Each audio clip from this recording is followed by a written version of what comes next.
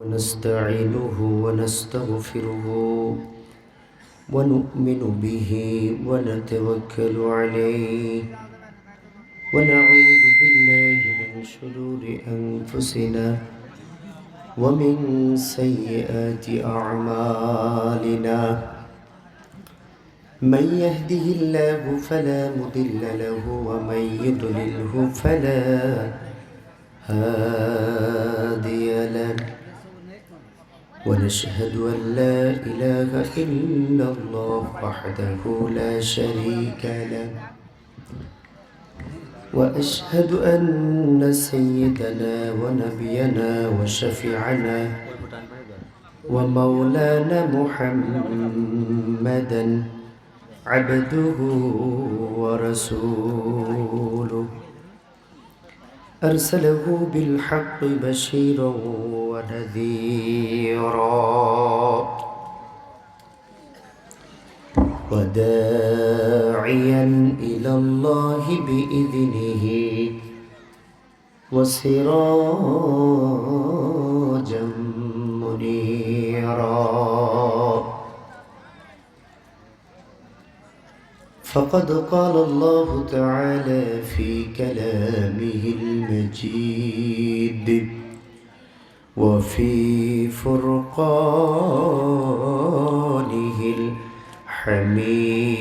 الحميد أعوذ بالله من الشيطان الرجيم بسم الله الرحمن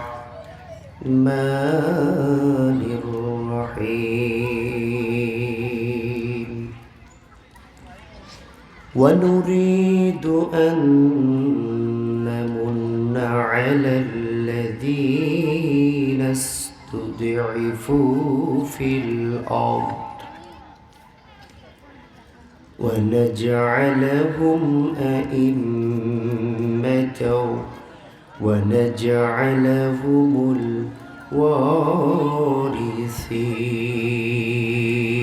الوارثين قال النبي صلى الله عليه وسلم بسم الله وعلى ملة رسول الله إن الله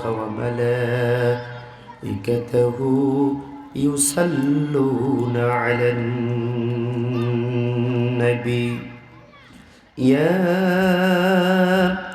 أيها الذين آمنوا صلوا عليه وسلموا تسليما اللهم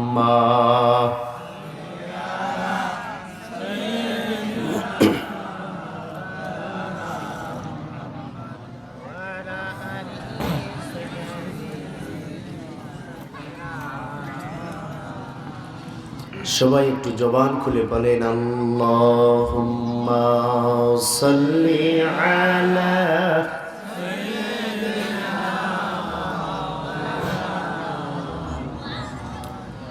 وعلى آل سيدنا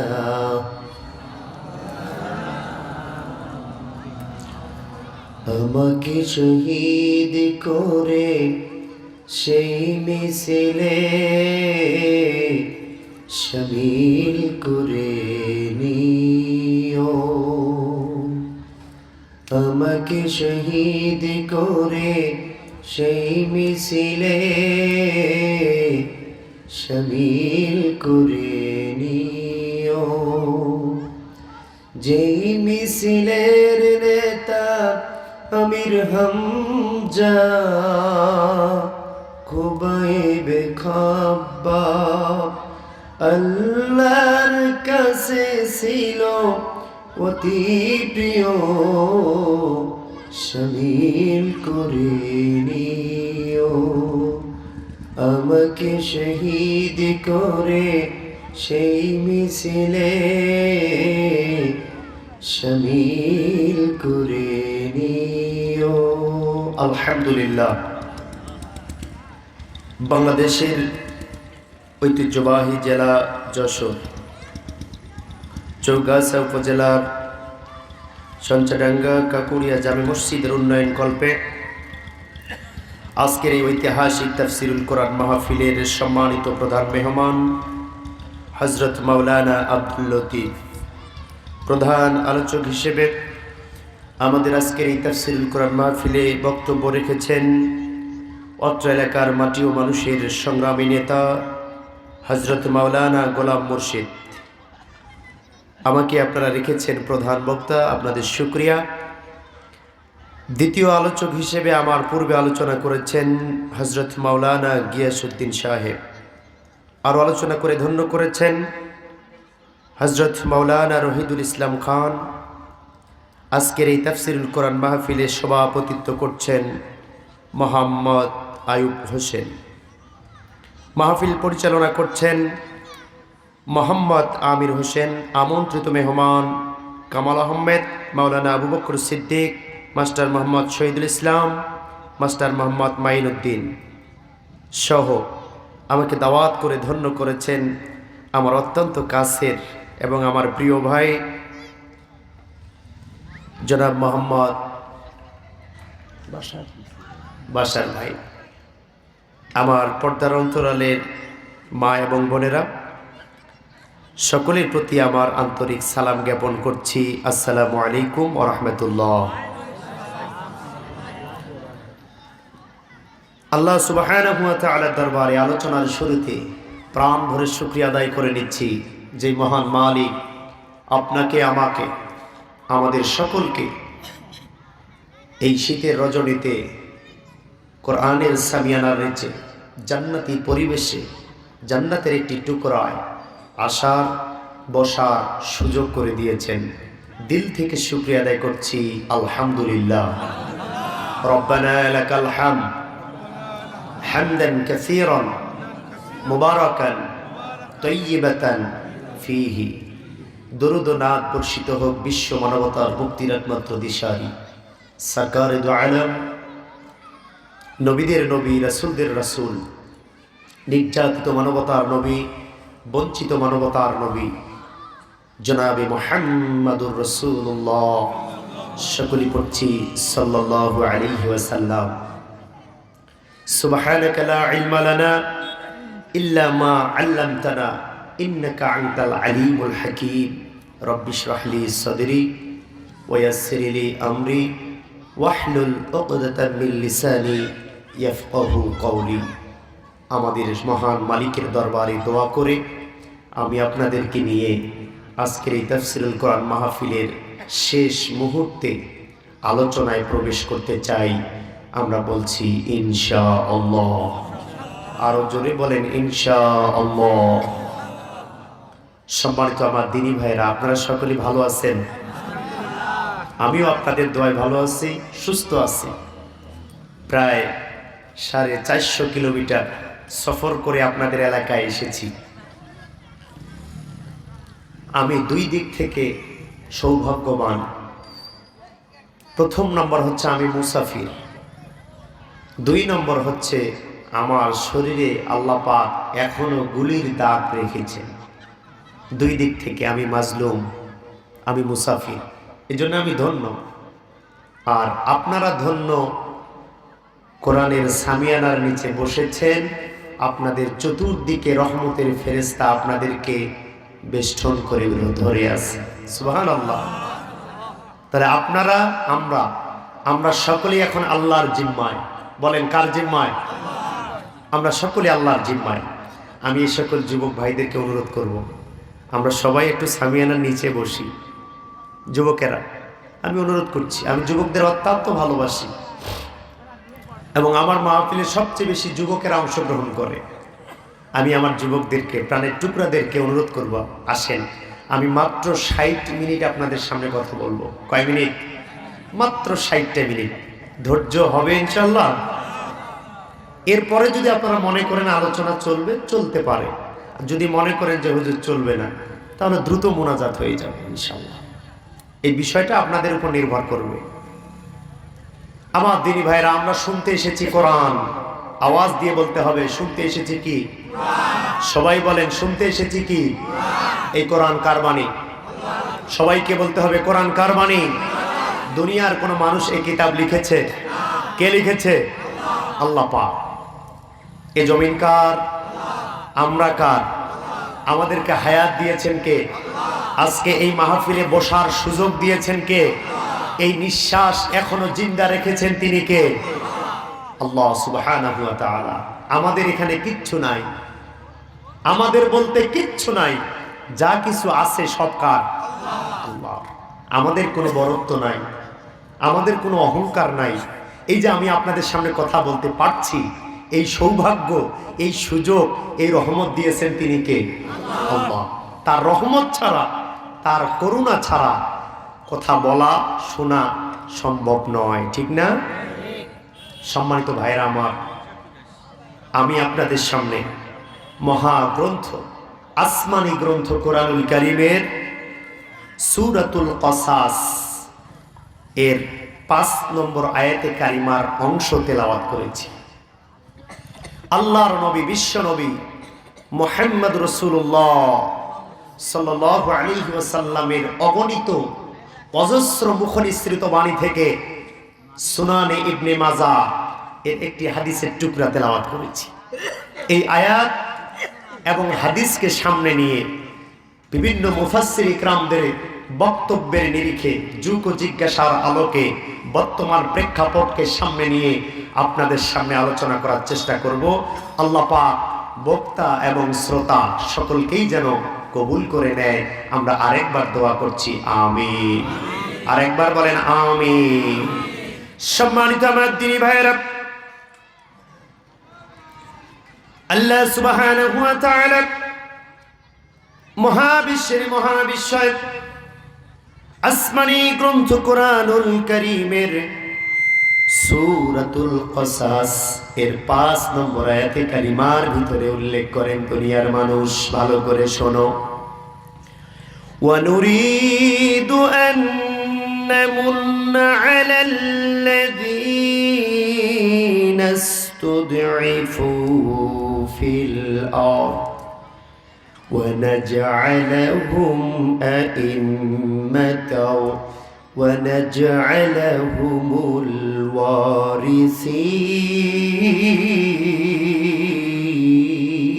الوارثين রব্বুল আলামিন বলে, দুনিয়ার মানুষেরা রে, ওয়া নুরিদু, আমি আল্লাহ ইচ্ছা করি, আমি আল্লাহর ইচ্ছা হয়, আমি আল্লাহ নিরোধ করেছি, আমি আল্লাহ সংকল্প করেছি, আমি আল্লাহ ডিসিশন নিয়েছি, আন্নামুন্না, রহমত করতে আমি আল্লাহ সিদ্ধান্ত নিয়েছি, আলাল্লাযিনা, তাদের উপরে, ইসতুদঈফু ফিল আরদি, এই জমিনের মধ্যে যাদেরকে কষ্ট দেয়া হয়েছে, এই জমিনের উপরে যাদেরকে নির্যাতন করা হয়েছে, এই জমিনের উপরে যাদেরকে টর্চার করা হয়েছে, যাদেরকে জেল খাটানো হয়েছে, মামলা দেয়া হয়েছে, যাদের উপরে কষ্ট দেয়া হয়েছে, আমি আল্লাহ চাই তাদের উপরে রহমত করতে। সুবহানাল্লাহ বলেন। আমি আল্লাহ আরো চাই, ওয়া নাজআলাহুম আইম্মা,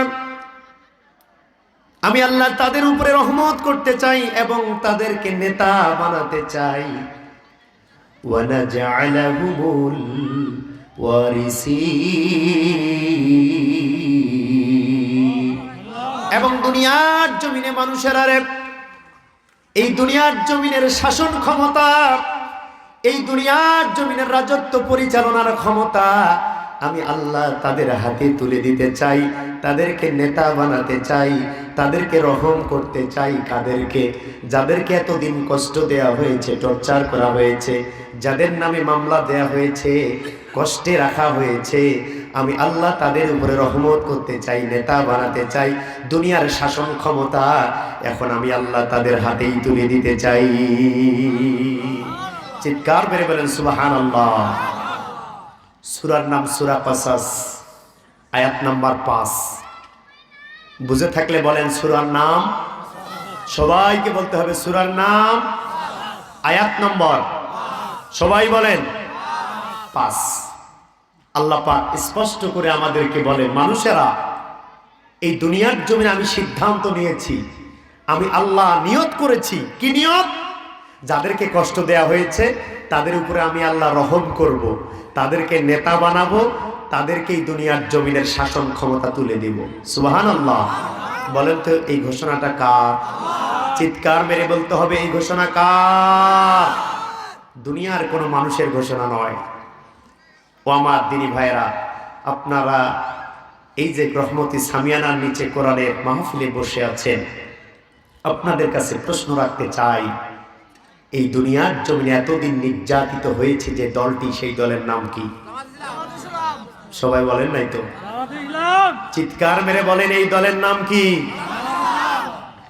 এই দলটাকে কেন্দ্র করেই কিন্তু এই আয়াতে কারিমা নাজিল হয়েছে। সুবহানাল্লাহ বলেন।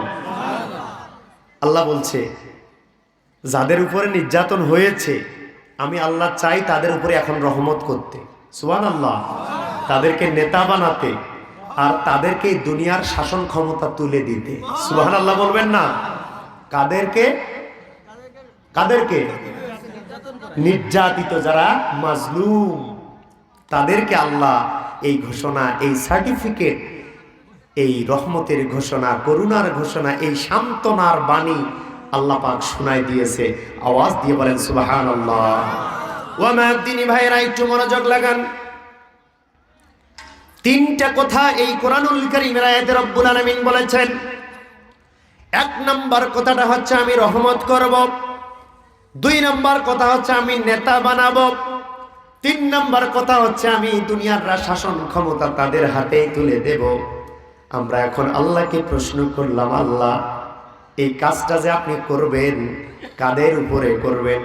আল্লাহ বলছে, ইস্তাদঈফু ফিল আরদি, এই জমিনের উপরে যারা এতদিন নির্যাতিত হয়েছে, কষ্টের শিকার হয়েছে, বাড়িতে থাকতে পারে নাই, মিথ্যা মামলার শিকার হয়েছে, থানাতে হাজরা দিতে দিতে, কোর্টের ভিতরে হাজরা দিতে দিতে যাদের জীবন শেষ হয়ে গেছে, এই নির্যাতিত দলটার উপরে এখন আমি আল্লাহ এই রহমত করতে চাই।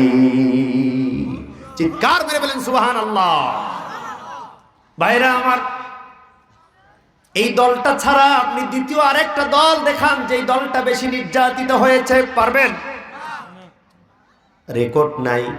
বাংলার জমিনে একমাত্র নির্যাতিত একটা দল, তার নাম হচ্ছে ইসলামের দল, ইসলামী আন্দোলন, যারা কোরআনের রাজনীতি করে, কোরআনটাকে পার্লামেন্টে নিয়ে যাওয়ার চেষ্টা করে। এই দলটা ছাড়া বাংলার জমিনে দ্বিতীয় আর কোনো দল নাই যে এত নির্যাতিত হয়েছে, ঠিক কিনা? আওয়াজ দিয়ে বলেন সেই দলের নাম কি? ডান হাতটা বুকে দিয়ে বলেন সেই দলের নাম কি? যশোরের মানুষ এখনো বুকের মধ্যে সাহস নাই। এই দলটার নাম এখনো জিহবা দিয়ে উচ্চারণ করতে এই মুসলমানের সন্তানদের জিহবা আটকে যায়। ডান হাতটা বুকে দেন সবাই, সবাই ডান হাতটা বুকে দেন। সত্য কথা বলবো, যাহা বলবো সত্য বলবো, রাজি আছি? চিৎকার মেরে দিল থেকে উত্তর দেবেন। এতদিন বাংলার জমিনে 53টা বছরে সবচেয়ে নির্যাতিত যেই দলটা, সেই দলের নাম কি? সবাইকে বলতে হবে বুকে হাত দিয়ে, সেই দলের নাম কি? আল্লাহ সুবহানাহু ওয়া তাআলা এই দলটার দিকে লক্ষ্য করে কোরআনুল কারীম আয়াত নাযিল করে 1450 বছর পূর্বে বলে দিয়েছে, যশোরের মুসলমানেরা তুমি ভয় করতে পারো, আমি আল্লাহ কোন নাস্তিককে ভয় পাই না, কোন শুয়োরকে ভয় পাই না, কোন কাফের শক্তিকে আমি আল্লাহ ভয় পাই না, কারো চোখের দিকে তাকিয়ে আমি আল্লাহ ভয় পাই না। এই বাংলার জমিনে এমন একটা কোরআনের দল আমি নাজিল করেছি, যেই দলটার নাম হচ্ছে বাংলাদেশ জামাত ইসলামী, যেটার উপরে এতদিন কষ্ট করা হয়েছে, নির্যাতিত করা হয়েছে, মামলা করা হয়েছে। এখন সময় এসেছে এই দলটার উপরে রহমত করা, নেতা বানানো। এই দলটার উপরে আমি আল্লাহ বাংলার রাজত্ব তুলে দেওয়ার সময় এসেছে গেছে। বলেন কথা ঠিক কিনা?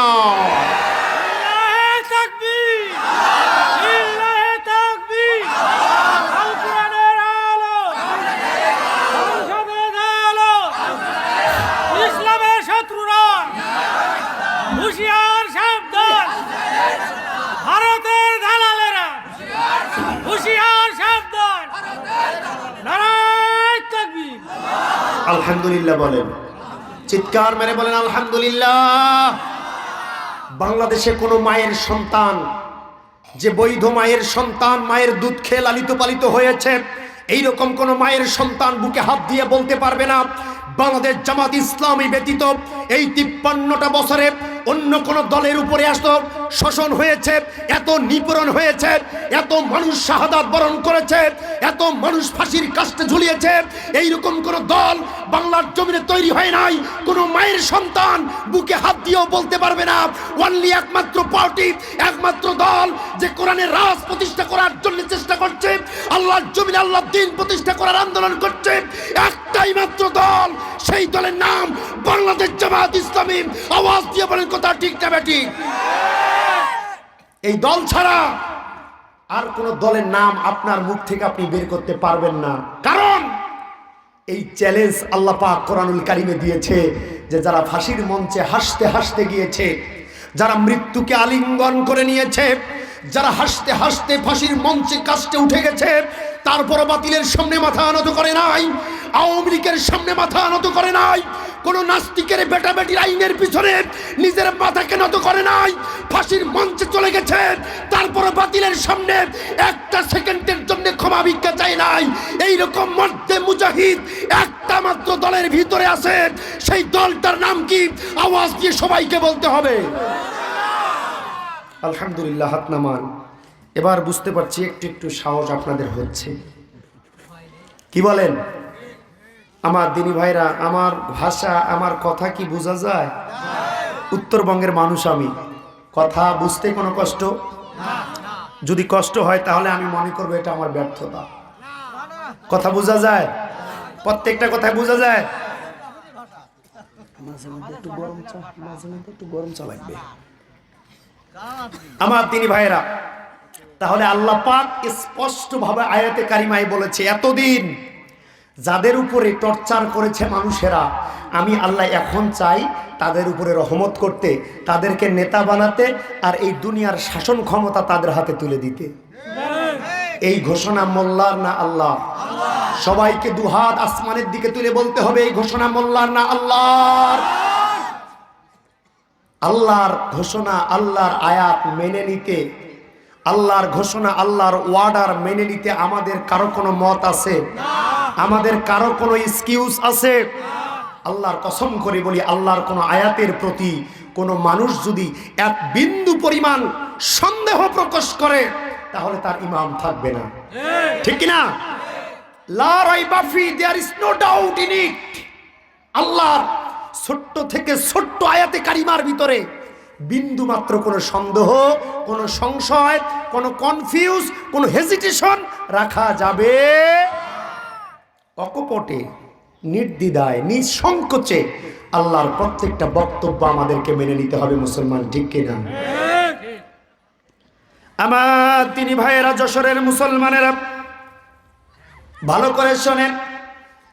আল্লাহ সুবহানাহু ওয়া তাআলা বলেছেন, ইয়াউমা নাদউ কুল্লা উনাসিম বিইমামিহিম।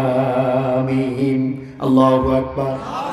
ও দুনিয়ার মানবতার কান খুলে শুনে নাও, আমি আল্লাহ সুবহানাহু ওয়া তাআলা দুনিয়ার জমিনে দুইটা দল রেখেছি, একটা কোরআনের দল আর একটা কোরআনের বিপক্ষে দল। আল্লাহু আকবার। চিৎকার মেরে বলেন দল কয়টা? একটা কোরআনের পক্ষে আর একটা কোরআনের বিপক্ষে। কোরআনের পক্ষে দলরা যাবে জান্নাতে, কোরআনের বিপক্ষে দলের মানুষেরা যাবে জাহান্নামে। আল্লাহ নবী সাল্লাল্লাহু আলাইহি ওয়াসাল্লামকে সাহাবীরা জিজ্ঞেস করলেন, মান হুমুস সাহাবা ইয়া রাসূলুল্লাহ? ও আল্লাহর নবী, ওই দলটা কারা যেই দলটা জান্নাতে যাবে, আর ওই দলটা কারা যেই দলটা জাহান্নামে যাবে গো নবী? আমাদেরকে একটু ডেফিনিশন বলে দেন, আমাদেরকে একটু ওই দলের পরিচয় দিয়ে দেন। আল্লাহর নবী সাল্লাল্লাহু আলাইহি ওয়াসাল্লাম বললেন, ইয়াউমা নাদউ কুল্লা উনাসিম বিইমামিহিম। ও দুনিয়ার মানুষেরা, ও আমার সাহাবীরা, কান খুলে শোনো, কিয়ামতের ময়দানে দুইটা দল হবে। আওয়াজ দিয়ে বলেন কয়টা? কয়টা? আরো জোরে সবাই মিলে। দুইটা। কয়টা? দুইটা দল হবে কিয়ামতের ময়দানে। একটা দলের নেতা হবে বিশ্বনবী সাল্লাল্লাহু আলাইহি ওয়াসাল্লাম, তার পিছনে দাঁড়াবে হযরত আদম আলাইহিস সালাতু ওয়াস সালাম, তার পিছনে শীশ আলাইহিস সালাম, দাউদ আলাইহিস সালাম, জাকারিয়া আলাইহিস সালাম, ইয়াহইয়া আলাইহিস সালাম, ঈসা আলাইহিস সালাম, এরপরে সাহাবা আজমাইন, তাবে তাবিঈন, খোলাফায়ে রাশিদিন। কথা বলা যাবে না, কথা বলা যাবে না, ইশারায় কাজ করতে হবে। এরপরে আল্লাহর নবীর কোরআনের পন্থী যারা, সেই মানুষেরা সেই দলের দিকে দাঁড়ায় যাবে, আর দলের নেতা হবে বিশ্বনবী। বলেন সুবহানাল্লাহ। আল্লাহ রাব্বুল আলামিন বিশ্বনবীকে ইঞ্জিন বানায়া তার পিছনে যত মানুষ দাঁড়াবে তাদের সকলকে আল্লাহ নবীর সাথে জান্নাতে দিয়া দিবে। বলি সুবহানাল্লাহ। আর একটা দল হবে বাম দিকে, যেই দলের নেতা হবে শয়তান। বলেন কি? এই শয়তানের পিছনে দাঁড়াবে ফেরাউন, তার পিছনে দাঁড়াবে নমরুদ, তার পিছনে দাঁড়াবে আবু জেহেল, তার পিছনে দাঁড়াবে শেখ হাসিনা, তার পিছনে দাঁড়াবে ওবায়দুল কাদের, এর পিছনে দাঁড়াবে আওয়ামী লীগের যত নেতা চাটা, যত চেলা চামুন্ডা, যত কুত্তরা আছে, ছাত্রলীগ, যুবলীগ, যত গুন্ডা পান্ডা দুনিয়ার জমিনে আছে, এই নেতারা ওই লাইনের পিছনে দাঁড়ায় যাবে। আর শয়তানকে আল্লাহ রাব্বুল আলামিন ঘাড় ধরে জাহান্নামে নিক্ষেপ করে দেবে। আর তার পিছে পিছে যত চেলা চামুন্ডা আছে সবাইকে রব্বুল আলামিন শয়তানের সাথে জাহান্নামে দিয়া দিবে। আওয়াজ দিয়ে বলেন আল্লাহু আকবার। আপনারা কোন দলে থাকবেন, ডান দিকের না বাম দিকের? চিৎকার মেরে বলতে হবে, আপনারা ডানের দিকে না বামের দিকে? বামের দিকে যারা থাকবে আল্লাহর জাহান্নামে চলে যাবে, ডান দিকে যারা থাকবে নবীর সাথে জান্নাতে চলে যাবে। ও যশোরের মুসলমানেরা, চৌগাছার মুসলমানেরা, কান খুলে শুনে নেন। এতদিন যারা ইসলামের বিরোধিতা করেছে, কোরআনের বিরোধিতা করেছে, ইসলামী আন্দোলনের বিরোধিতা করেছে, যারা আলেম ওলামার বিরোধিতা করেছে, যারা যেখানে আলেমদেরকে দেখেছে ফাঁসির মঞ্চে নিয়ে যাওয়ার চেষ্টা করেছে, এইরকম আওয়ামী লীগের ৫টা গোলামরা আল্লাহর জাহান্নামে চলে যাবে। দুনিয়ার জমি আগামীতে যে কয়টা গুন্ডা পান্ডা থাকবে এদেরকে মাটির সাথে দাবাই দিতে কারা কারা রাজি আছো? দুয়া তুলে আল্লাহকে দেখাও।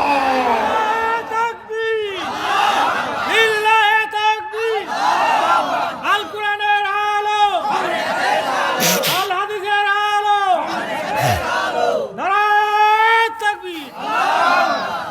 বলেন আলহামদুলিল্লাহ। দুইটা দল হবে, একটা দলের নেতা নবী, আর একটা দলের নেতা হবে শয়তান। নবীর দল যারা করেছে, নবীর আদর্শে যারা ছিল, নবীর রক্ত ভেজা পথের যারা পিচ্ছিল যাত্রী, আল্লাহ নবীর কোরআনের আনিত আদর্শ বাস্তবায়ন করার জন্য যারা দল করেছে তারা থাকবে নবীর দলে। আর যারা কোরআনের বিরোধিতা করেছে, ইসলামের বিরোধিতা এখনো করছে, আলেম ওলামার বিরুদ্ধে যারা অবস্থান নিয়েছে তারা থাকবে শয়তানের দলে। শয়তান যাবে জাহান্নামে, তার মুরিদরাও যাবে জাহান্নামে, নবী যাবে জান্নাতে, তার অনুসারীরাও জান্নাতে। আপনারা কি জান্নাতে যেতে চান? কারা কারা চান্দু হাত তুলে তাকবীর দিয়ে আল্লাহকে দেখাও। হাত নামান। সম্মানিত আমার দ্বীনি ভাইয়েরা, আল্লাহ সুবহানাহু ওয়া তাআলা এর বিশ্বনবী বলেছেন, ইয়াউমা নাদউ কুল্লা উনাসিম বিইমামিহিম। দুনিয়ার জমিন শুধু নয়, কিয়ামতের ময়দানেও দুইটা দল হবে। আর যে যার দল করেছে সেই নেতার পিছনে তারা দাঁড়াবে। আল্লাহু আকবার। আপনি যেই নেতার পিছনে সময় লাগিয়েছেন, শ্রম লাগিয়েছেন, আপনি আপনার নেতার যেরকম চেয়েছেন, কিয়ামতে কিন্তু ওই নেতা আপনার সামনে দাঁড় হবে। এখন আওয়াজ দিয়ে বলেন, আপনার লাইনের, আপনার কাতারের নেতা যদি হয় বেনামাজি, আপনার কি ক্ষমা আছে? আপনার নেতা যদি হয় মদখোর, আপনার মাপ আছে? আপনার নেতা যদি সুদখোর হয়, আপনার ক্ষমা আছে? আপনার নেতা যদি টেন্ডারবাজি হয়, আপনার ক্ষমা আছে? বিগত দিনে 500 টাকা চাঁদা ছিল, এখন নতুন নাস্তিকেরা 1000 টাকা চাঁদা লাগিয়েছে। আছে না নাই? এইরকম নেতা যদি আপনার লাইনের সামনে থাকে, আল্লাহর কসম করে বলি, ওই নেতা যেই দিকে যাবে আপনাকেও সেই দিকে যাইতে হবে। আমরা এমন নেতার পিছনে ছুটেছি, আমরা এমন সংবিধান কোরআনকে নির্বাচন করেছি, ওই কোরআন এবং কোরআনের নেতা যেই দিকে যাবে আমরাও সেই দিকে যাব। আওয়াজ দিয়ে বলেন কথা ঠিক না বেঠি? আমরা কি কোরআনের দল চাই? কোরআনের নেতা চাই। কারা কারা চাই না দেখি? আগেই বলেছি আলোচনা শুনতে হবে দিল থেকে। ঠিক কি থেকে? দিল থেকে। বাইরের কাম থেকে শুনলে তো হারায় যাবে। আলোচনা শুনতে হবে দিলের কাম দিয়ে, তাহলে দীর্ঘক্ষণ মনে থাকবে। আর যদি দিলের কাম দিয়ে না শোনেন, আগামীকাল সকালবেলা আপনার মুখ থেকে বের হবে সাদ্দাম হোসেন জিহাদি এসেছে নীলফামারী থেকে, শালী রাজনীতি করে গেল, এই কথা আপনার মুখ থেকে বের হবে। আর যদি দিল থেকে বুঝেন, কোরআনের আয়াত এবং নবীর হাদিসের সাথে আলোচনাটা যদি আপনি অ্যাডজাস্ট করেন, মিল করেন, তাহলে বুঝতে পারবেন না সাদ্দাম হোসেন জিহাদি যে কথাটা বলে গেছে 100% কোরআন এবং হাদিসের সাথে মিল আছে। আওয়াজ দিয়ে বলেন কথা ঠিক কিনা? ও আমার দিনী ভাইরা, আমি কি এখানে আমার বাবার কোনো কথা বলার জন্য এসেছি? আমার নিজের কোনো কাহিনী বলার কোনো কাজে আমি এসেছি? আমি বলতে এসেছি কোরআন। কোরআন কার বাণী? আল্লাহর বাণী। আল্লাহর এই জমিন, আমরা আল্লাহর জমিন, আল্লাহর আকাশ বাতাস সব কিছু আল্লাহর। এই আল্লাহর জমিনে আল্লাহর দিন প্রতিষ্ঠা করার, আন্দোলন করার জন্য, আল্লাহর জমিনে আল্লাহর কোরআনের বিধানটা বাস্তবায়ন করার জন্য কোন মুমিন মুসলমান যদি দূরে থাকে, আগামীতে আপনার কারণে, আমার কারণে, আপনার অবহেলা আমার অবহেলার কারণে, আপনার অমানসিকতা আমার অমানসিকতার কারণে এই কোরআনটা যদি পার্লামেন্টে না যায়, কিয়ামতের ময়দানে এই দায়ভার, এই জবাবদিহিতা আপনাকে আর আমাকেই করতে হবে। বলেন কথা ঠিক কিনা?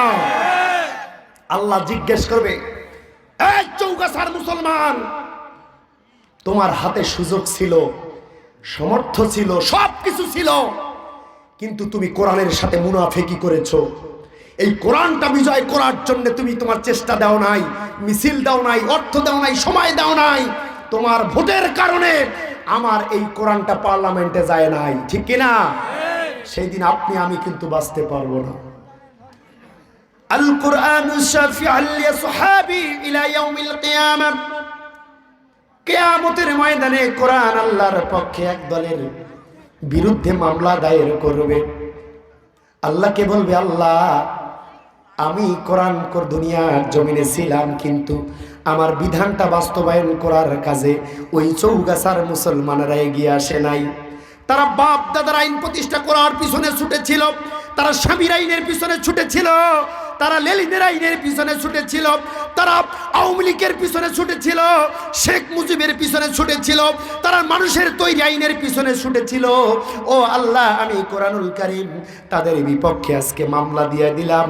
যারা আমার দল করে নাই, আমাকে ভোট দেয় নাই, আমাকে রাষ্ট্রপতির চেয়ারে বসায় নাই, প্রধানমন্ত্রীর চেয়ারে বসায় নাই, আমাকে পার্লামেন্টের সংবিধান বানায় নাই, ওই মুনাফিকদের বিরুদ্ধে আমি মামলা দিলাম। আজকে আল্লাহ তাদের বিচার তোমার আদালতে তুমি করে ফেলো। যারা আওয়ামী লীগকে ভোট দিবেন সেদিন কোথায় যাবেন? যারা অন্য মানুষের বেটা বেটির স্বামীর আইনের পিছনে যারা ভোট দিবেন তারা কোথায় যাবেন? কোরআন আপনার বিপক্ষে মুখ খুলবে যে আল্লাহ আমি নিজে সাক্ষী, আমার মার্কার পিছনে তোমার বান্দারা ভোট দেয় নাই, আমার দলের পিছনে তোমার বান্দারা ভোট দেয় নাই। What is the symbol of Islam? What is the symbol of Quran? বিগত একটা মাহফিলে এক শ্রোতা হঠাৎ করে দাঁড়িয়ে প্রশ্ন করলো, হুজুর কোরআনের মার্কাটা কি?